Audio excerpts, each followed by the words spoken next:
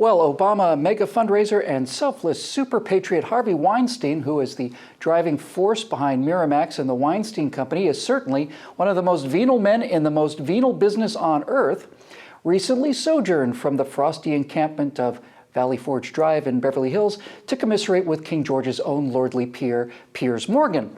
Questioned, rhetorically, needless to say, about the disastrous rollout of Obamacare, Piers and Harvey commiserated on the racism in America. And by the way, judging by Obama's approval ratings, America's become 30% more racist since his inauguration and 10% more racist in just the last 2 weeks.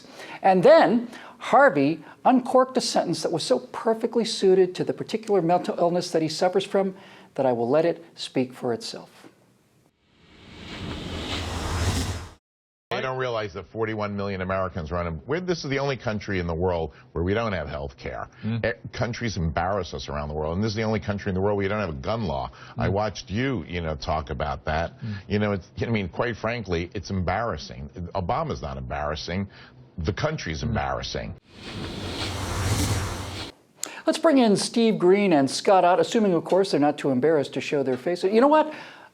On second thought, let's bring in famed Canadian political pundits Steve Green and Scott Ott. Steve, Harvey may be right. This may be the only country in the world without health care. I say that because 2 weeks ago, I had an insurance plan that I liked. I wanted to keep it, but I can't, and that makes me sad and also racist. Are you as ashamed as Harvey to live in a land without health care?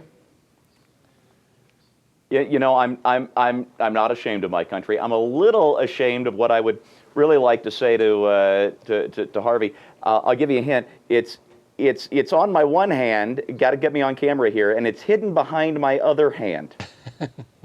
Oh, that's where I'll leave that. Peace. So covering that in shame. Look, imagine the bubble he lives in to say this country doesn't have health care. The fact is, this country has the best health care in the world. It's denied. Is it denied to anybody? 12, 13 years ago, I lost my best friend to leukemia. It was a 6-month battle. It was over and done with in almost no time at all. He went through 2 rounds of chemo. He had radiation treatment. He also did not have insurance. He was starting a new business, a new restaurant. He was not insured. He was never denied any kind of coverage. And let me tell you, he had to have been racking up the bills because chemo and radiation treatments are not cheap. Best care in the world. The fact that it didn't work out to David has nothing to do with our healthcare system. It has to do with the fact that he had refractory AML, which is just a lethal form of leukemia. So for Harvey Weinstein to sit there and say this country doesn't have healthcare, what he means is this country doesn't have what he considers to be government control, and he would change insurance, he would change hospitals, he would force doctors out of business to conform to his ideal of what healthcare in this country should be, and what it is healthcare for him and not for thee.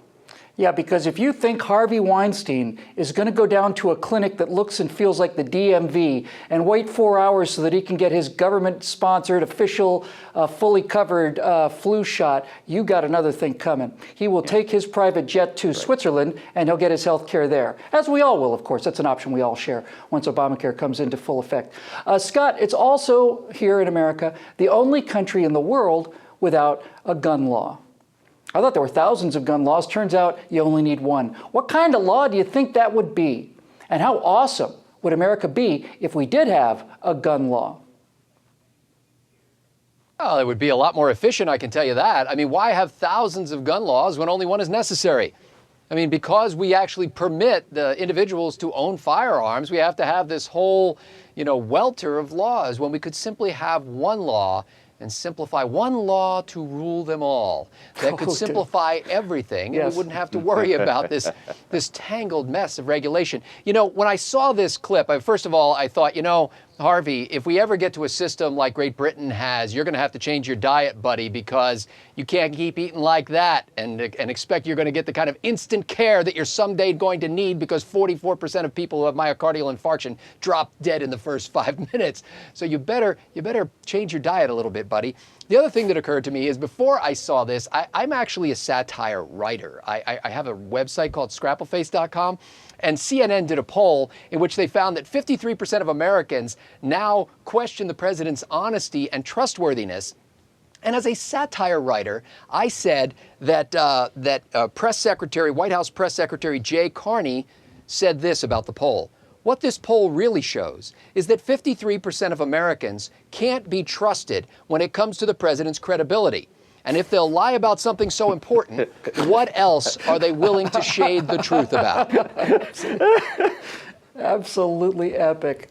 Wow. Oh, love you, Scotty. Jeez. Well, my friends, here's a term for you. We've mentioned it once or twice before. Look up oikophobia. It's a psychiatric term applied to people with an aversion to their home surroundings. It's often coupled with xenophilia, which is the love of the foreign not for its unique aesthetic appeal on an individual basis, but simply because it's different. Harvey Weinstein, like almost all of our progressive elites, has both of these conditions clinically. You see, these people spend a lot of time at Cannes and in London and Paris listening to latte-sitting French communists lecture him about what savages we are with our big houses and big cars. Harvey has very, very big houses and cars, but he's thinking of an Alabama car salesman in the script in his mind. And he and the rest of them are beaten down endlessly, much in the same way, if for the opposite reason, that we Republicans are here at home. Conservatives are beaten down by the pop culture because the pop culture is controlled by guys like Harvey Weinstein, who are beaten down by 60-watt smelly French film critic weaklings and losers and faux intellectuals who, when you follow the chain of provenance, are the real rulers of the American mind. Now, a lot of people say to guys like Harvey, hey, if you don't like it, leave. I don't say that. I say the worst thing you can do to Harvey Weinstein and the rest of these oikophobes, like Jim Cameron, for example, is to keep them here in the horrid, backward Neanderthal country that made them so frightfully, awfully rich and powerful in the first place. As for you, you PJTV viewers, you live in awesome land. Have a happy Thanksgiving. For PJTV, Steve Green, Scott Ott, and the rest of us, I'm Bill Whittle.